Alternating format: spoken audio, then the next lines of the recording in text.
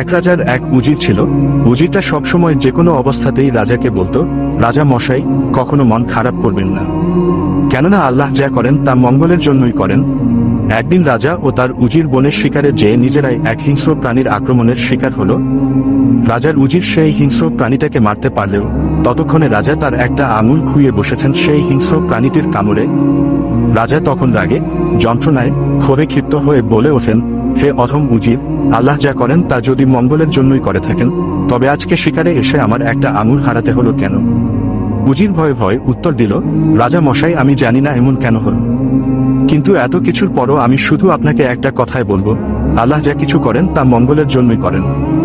উজিরের এই কথায় রাজা আরো রেগে তিক্ত হয়ে তিনি উজিরকে জেলে পাঠানোর হুকুম দিলেন।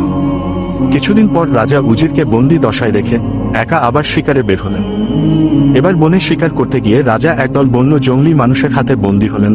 এরা তাদের দেবদেবীর উদ্দেশ্যে তাদের বনে প্রবেশ করা নতুন নতুন মানুষকে ধরে এনে বলি দিত।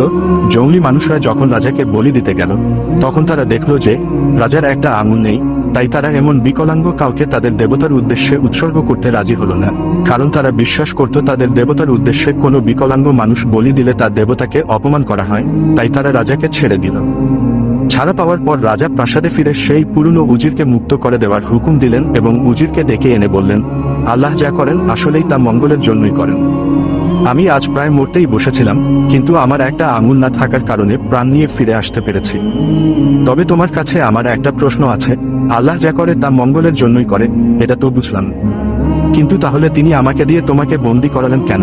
উজির তখন হেসে বলল, রাজামশাই, আমি যদি আজ জেলে না থাকতাম, তবে আপনার সাথে আমিও থাকতাম এবং দুজনেই বন্দী হতাম এবং আপনার বদলে আজ আমি কোরবান হয়ে যেতাম, কারণ আপনার একটা অঙ্গ বিকলাঙ্গ ছিল, কিন্তু আমার তো কোনো অঙ্গ বিকলাঙ্গ ছিল না। কাজেই আল্লাহ যা করেন সেটা মঙ্গলের জন্যই করেন। আল্লাহর উপর যারা আস্থা এবং বিশ্বাস রাখে, আল্লাহ তাদেরকে খুব পছন্দ করেন এবং তাদের পাশে সব সময় থাকেন।